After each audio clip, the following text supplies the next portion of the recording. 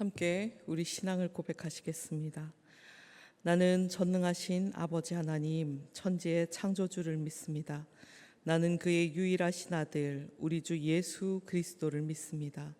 그는 성령으로 잉태되어 동정녀 마리아에게서 나시고 본디오 빌라도에게 고난을 받아 십자가에 못 박혀 죽으시고 장사된 지 사흘 만에 죽은 자 가운데서 다시 살아나셨으며 하늘에 오르시어 전능하신 아버지 하나님 우편에 앉아 계시다가 거기로부터 살아있는 자와 죽은 자를 심판하러 오십니다. 나는 성령을 믿으며 거룩한 공교회와 성도의 교제와 죄를 용서받는 것과 몸의 부활과 영생을 믿습니다. 아멘. 찬송가 342장 함께 찬양하시겠습니다. 찬송가 342장입니다.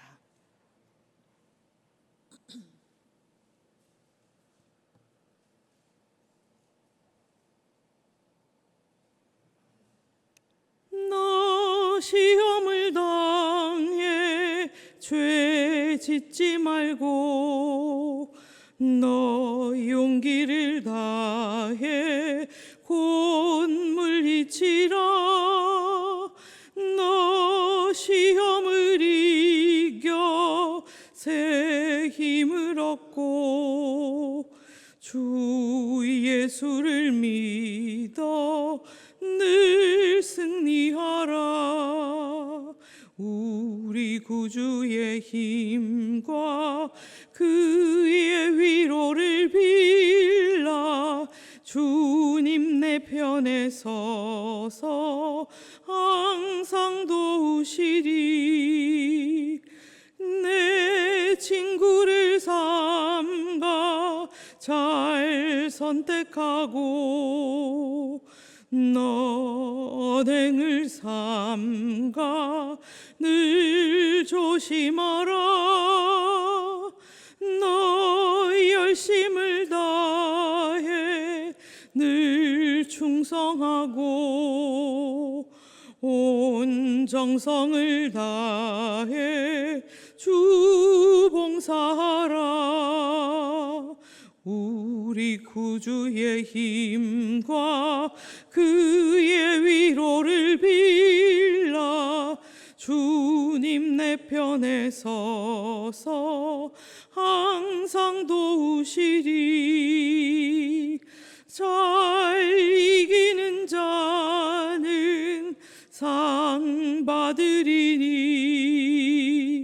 너 낙심치 말고 늘 전진하라. 내 구세주 예수 힘 주시리니. 주 예수를 믿어 늘 승리하라.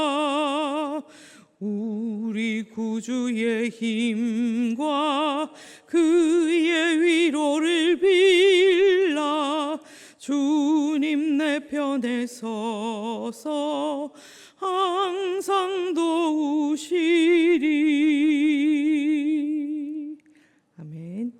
이 시간 하나님께서 우리에게 주신 말씀은 열왕기상 8장 1절에서 11절 말씀입니다. 열왕기상 8장 1절에서 11절 말씀을 함께 봉독하겠습니다. 이에 솔로몬이 여호와의 언약궤를 다윗성 곧 시온에서 메어 올리고자 하여 이스라엘 장로와 모든 지파의 우두머리 곧 이스라엘 자손의 족장들을 예루살렘에 있는 자기에게로 소집하니 이스라엘 모든 사람이 다 에다니멀 곧 일곱째 달 절기에 솔로몬 왕에게 보이고 이스라엘 장로들이 다 이름에 제사장들이 궤를 매니라. 여호와의 궤와 성막과 회막과 성막 안에 모든 거룩한 기구들을 메고 올라가되 제사장과 레위 사람이 그것들을 메고 올라가매 솔로몬과 그 앞에 모인 이스라엘 회중이 그와 함께 그 궤 앞에 있어 양과 소로 제사를 지냈으니 그 수가 많아 기록할 수도 없고 셀 수도 없었더라. 제사장들이 여호와의 언약궤를 그 처소로 메어 드렸으니 곧 성전의 내소인 지성소 그룹들의 날개 아래라. 그룹들이 그 궤 처소 위에서 날개를 펴서 궤와 그 채를 덮었는데 채가 길므로 채 끝이 내소 앞 성소에서 보이나 밖에서는 보이지 아니하며 그 채는 오늘까지 그곳에 있으며 그 궤 안에는 두 돌판 외에 아무것도 없으니 이것은 이스라엘 자손이 애굽 땅에서 나온 후 여호와께서 저희와 언약을 맺으실 때에 모세가 호렙에서 그 안에 넣은 것이더라. 제사장이 성소에서 나올 때에 구름이 여호와의 성전에 가득함에 제사장이 그 구름으로 말미암아 능히 서서 섬기지 못하였으니 이는 여호와의 영광이 여호와의 성전에 가득함이었더라. 아멘. 이 새벽 우리가 함께 나눌 본문 말씀은 솔로몬이 이제 성전을 완공하고 법궤를 옮기며 하나님의 임재를 경험하는 그 장면입니다. 이 본문은 이스라엘 백성의 오랜 염원이었던 하나님의 성전이 완성되던 감격의 순간을 담고 있습니다. 1절에서 3절 말씀 제가 다시 읽어드리겠습니다. 이에 솔로몬이 여호와의 궤를 다윗성 곧 시온에서 메어 올리고자 하여 이스라엘 장로와 모든 지파의 우두머리 곧 이스라엘 자손의 족장들을 예루살렘에 있는 자기에게로 소집하니 이스라엘 모든 사람이 다 에다님 월 곧 7째 달 절기에 솔로몬 왕에게 모이고 이스라엘 장로들이 다 이름에 제사장들이 궤를 매니라. 여호와의 언약궤를 성전에 안치하기 전에 솔로몬은 이스라엘 모든 사람들을 이렇게 소집했습니다. 언약궤를 솔로몬 성전에 안치하는 일은 정치 지도자들과 종교 지도자들만의 관심사가 아니었기 때문입니다. 여호와의 언약궤를 다윗성에 있는 장막에서 새로 건축한 성전으로 옮기는 일은 이스라엘 전 국민의 큰 관심사였습니다. 1절 말씀을 보면 솔로몬이 여호와의 언약궤를 다윗성 곧 시온에서 메어 올리고자 하여 이스라엘 장로들을 예루살렘에 소집하였다라고 말합니다. 그런데 말씀을 잘 보시면 중요한 단어가 먼저 앞에 등장합니다. 여기서 중요한 단어는 성전이 아니라 언약궤였습니다. 건물이 아니라 하나님의 언약궤였다는 말입니다. 언약궤는 하나님의 임재를 상징하고 그 안에는 하나님의 말씀인 율법이 들어 있었습니다. 즉 성전이 아무리 화려하게 지어졌어도 하나님의 임재가 없었다면 아무 의미가 없다는 것을 성경은 밝히고 있는 것입니다. 우리의 신앙도 마찬가지입니다. 예배당 건물, 종교적인 형식, 외적인 제도보다 더 중요한 것은 우리 삶의 중심에 하나님의 말씀이 있는가 없는가 이것이라는 것입니다. 하나님의 임재를 사모하며 살아가고 있는가가 중요하다는 말씀입니다. 혹시 우리는 성전이라는 외형을 세우는 데만 집중하고 있는 것은 아닌지, 하나님 없이도 되풀이되는 신앙생활, 하나님 없이도 돌아가는 예배가 되고 있지는 않은지 우리는 우리 삶을 철저하게 돌아봐야 하겠습니다. 2절 말씀을 보면 이 행사가 에다님 월에 있었다라고 적고 있습니다. 이 에다님 월은 유대 종교력으로 7월을 의미한다고 적혀 있습니다. 지금 우리가 쓰는 달력으로는 9월 중순에서 10월 중순에 해당되는 때였습니다. 특별히 에다님 월에는 나뭇가지로 초막을 만든 후에 자신이 만든 그 초막에서 일주일 동안 머물면서 하나님의 은혜로 조상들이 출애굽한 그 사실과 광야에서 장막 생활한 것을 기념하는 절기로 지켰습니다. 이 절기를 장막절 또는 초막절, 수장절이라고 불렀습니다. 이스라엘의 3대 절기인 무교절, 맥추절, 수장절 중에서 가장 마지막에 지켰던 절기가 바로 이 수장절, 오늘 기록하고 있는 이 장막절입니다. 장막절은 풍성한 수확의 절기였습니다. 이스라엘 사회 전체가 즐기는 축제의 기간이었습니다. 출애굽 후에 광야에서의 방랑 생활을 기억하면서 하나님께서 이스라엘 백성을 약속의 땅으로 인도하시고 그들에게 안식을 주신 그 사실을 감사하는 장막절 기간에 솔로몬은 언약궤를 성전에 안치하며 성전 봉헌식을 거행했던 것이죠. 이는 광야에서 방랑했던 이스라엘의 정착과 안식이 하나님으로부터 온 것임을 다시금 기억하게 하는 것이었습니다. 또 그동안 이동역 성막이 상징하는 이스라엘의 불안정한 생활이 이제 반듯하게 지어진 성전 봉헌식으로 말미암아 이제 온전히 마침표를 찍은 것을 의미하는 것이기도 했습니다. 4절과 5절 말씀 다시 한번 보겠습니다. 여호와의 궤와 회막과 성막 안의 모든 거룩한 기구들을 메고 올라가되 제사장과 레위 사람이 그것들을 메고 올라가매 솔로몬 왕과 그 앞에 모인 이스라엘 회중이 그와 함께 그 궤 앞에 있어 양과 소로 제사를 지냈으니 그 수가 많아 기록할 수도 없고 셀 수도 없었더라. 솔로몬 왕과 이스라엘 백성은 언약궤 앞에서 양과 소를 잡아서 제사를 지냈습니다. 제물로 쓰인 양과 소는 암양 그리고 수소를 의미하는 단어가 사용되었습니다. 암양과 수소로 드리는 제사는 레위기 제사법에 따르면 화목제에 해당하는 것이었습니다. 화목제를 드릴 때 암양과 수소를 드렸습니다. 성전에 언약궤를 안치하며 솔로몬 왕과 이스라엘 백성은 무척 기뻐했습니다. 성전에 언약궤를 안치하면서 솔로몬 왕과 이스라엘 백성은 그래서 하나님께 감사의 화목제물을 드리며 서로 기쁨을 나누고 즐거움을 함께했습니다. 왕을 포함한 온 회중의 감사와 기쁨 그 정도가 지나쳐서 차고 넘쳤는데 그들이 바친 감사 제물의 수가 많아서 그 숫자를 기록할 수도 셀 수도 없다라고 성경은 말합니다.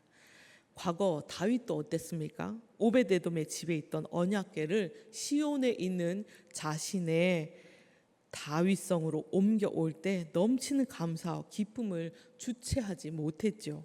그래서 여호와 앞에서 뛰놀며 춤추었고 번제와 화목제를 하나님께 드렸음을 우리는 기억합니다. 아들 솔로몬도 자신의 통치 초기에 하나님께서 이스라엘을 견고하게 하시는 은혜를 온 백성과 이렇듯 함께 누렸던 것입니다. 이스라엘 자손이 애굽에서부터 해방된 이후에 자신들과 언약을 맺으신 하나님께서 친히 기록하신 두 돌판이 들어있는 언약궤를 제사장들의 성전의 성소 안에 안치했습니다. 그리고 임무를 마친 제사장들이 성소를 나오자 성전은 구름으로 가득 찼습니다. 10절과 11절 말씀입니다. 제사장이 성소에서 나올 때에 구름이 여호와의 성전에 가득하매 제사장이 그 구름으로 말미암아 능히 서서 섬기지 못하였으니 이는 여호와의 영광이 여호와의 성전에 가득함이었더라. 성전에 가득 찬 구름은 거룩하신 하나님의 임재의 상징으로 자주 성경에 등장했습니다. 그런데 오늘 본문은 구름을 하나님의 영광이다 라고 적고 있습니다. 구름이 여호와의 전을 에워쌌다는 것은 솔로몬이 지은 성전에 하나님께서 충만하신 영광으로 친히 임재하셨다라는 것을 의미합니다. 과거 모세의 회망을 인정하셨던 것 같이 이제 솔로몬의 성전 또한 하나님께서 임재하시는 상징적인 처소로 인정하고 계신다는 것을 오늘 말씀은 보여주고 계신 것입니다. 성전 봉헌식이 이제 성공적으로 거행되고 있음을 온 이스라엘 백성들로 하여금 알게 하신 것입니다. 하나님의 영광이 가득 찬 성전을 바라보는 솔로몬과 온 이스라엘 회중은 마음 깊은 곳에서부터 감사와 찬미를 올려드렸을 것입니다. 그러나 오랜 염원이었던 언약궤 안치는 마침표가 아니라 새로운 출발을 알리는 신호탄이었습니다. 언약궤가 성소에 안치되었다고 해서 솔로몬과 이스라엘의 미래가 탄탄하게 보장된 것이 아니었습니다. 성전 건축과 성전 봉헌보다 더 중요한 것은 성전 중심의 언약궤가 안치되었듯 솔로몬과 온 이스라엘은 각자가 하나님의 말씀을 자신의 심령 중심에 새기는 그 중요한 일이 남아 있었습니다. 그래서 각자의 심령에 새긴 하나님의 말씀에 순종하는 삶이 더 중요하다는 사실을 오늘 말씀은 우리에게 외치고 있습니다. 우리는 이 말씀을 기억해야 하겠습니다. 하나님의 언약궤가 성소에 안치되자 하나님의 임재의 상징인 구름이 여호와의 성전을 가득 채웠습니다. 마찬가지로 하나님의 말씀을 우리 심령 중심에 모시고 그 말씀을 삶으로 살아낼 때 우리를 둘러싸고 계신 성령님의 임재를 우리의 눈으로 목도하게 될 것입니다. 그때 솔로몬과 온 이스라엘이 차고 넘치게 올려드렸던 것과 같은 감사와 찬양을 우리도 올려드리게 될 것입니다. 지금 내 심령 중심에 하나님의 말씀보다 육신의 정욕, 안목의 정욕, 이생의 자랑이 더 중요한 것으로 자리 잡고 있다면 이 모든 것을 우리 다 몰아냅시다. 다시 하나님의 말씀을 내 심령 중심에 가득 채우는 결단과 용기를 내는 이 아침 되기를 간구합니다. 주님께 도움을 구하는 이 아침 기도 되기를 원합니다. 지금도 살아계신 하나님의 말씀만이 우리 자신뿐만 아니라 세상을 회복시키고 개혁시킨다는 사실을, 선하게 인도하는 사실을 기억하는 오늘 하루 되시길 주님의 이름으로 축원합니다. 기도하시겠습니다. 하나님 아버지, 자신의 아버지가 이루지 못했던 성전 건축을 완공한 솔로몬은 하나님의 언약궤를 지성소에 안치하고 감사의 제사를 올려드렸습니다. 언약궤가 지성소에 안치되자 하나님의 영광이 성전에 가득 찼듯이 하나님의 말씀을 우리 각자의 심령 깊은 곳에 간직하며 그 말씀대로 살아낼 때 우리 안에 임재하고 계신 주님을 목도하는 그 은총을 허락해 주시길 간구합니다. 하나님의 말씀보다 육신의 정욕, 안목의 정욕, 이생의 자랑이 지금 우리의 심령에 가득 차 있다면 단호히 몰아내고 다시 하나님의 말씀을 우리 심령 중심에 가득 채우는 결단과 용기를 내는 각 사람들 다 될 수 있도록 주님 붙들어 주시옵소서. 그리하여 우리가 마땅히 개혁해야 할 부분을 주님의 말씀으로 바르게 세우고 개혁하는 데 주저하지 않는 그러한 지혜를 주시기를 간절히 바라고 원합니다. 주님, 이 시간 우리 몸된 교회를 위해서 간절히 기도드립니다. 우리 교회가 이 마지막 때를 분별하며 주의 뜻을 따르고 주님의 음성에 민감하게 반응하는 신앙 공동체 되게 도와주시옵소서. 오직 말씀 위에 든든히 서서 진리로 무장하며 사랑으로 행하고 세상 속에서 예수 그리스도의 향기를 전하는 교회가 되게 하여 주시옵소서.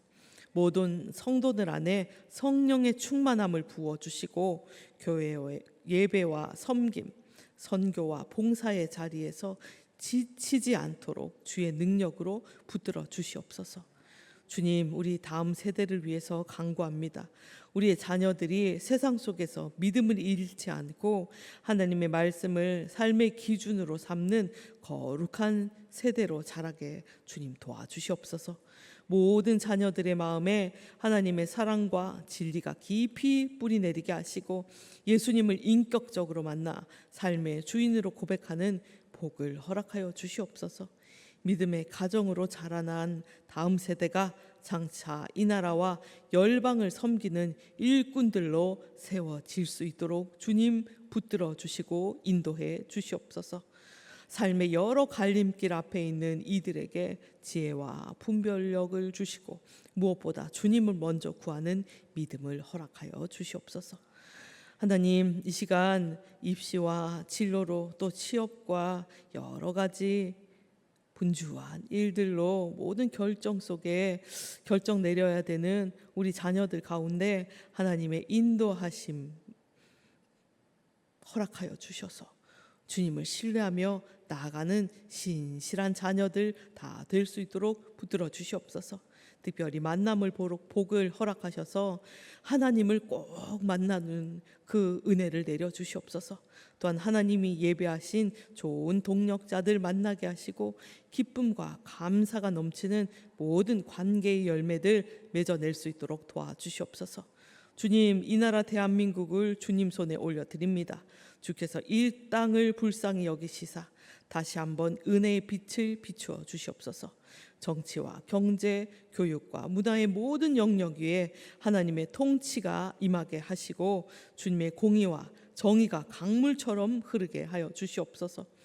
위정자들에게 하나님을 두려워하는 마음과 국민을 향한 책임감을 주시고 겸손과 정직함으로 나라를 섬기게 하여 주시옵소서. 또 우리 성도들의 삶을 주님께 의탁합니다.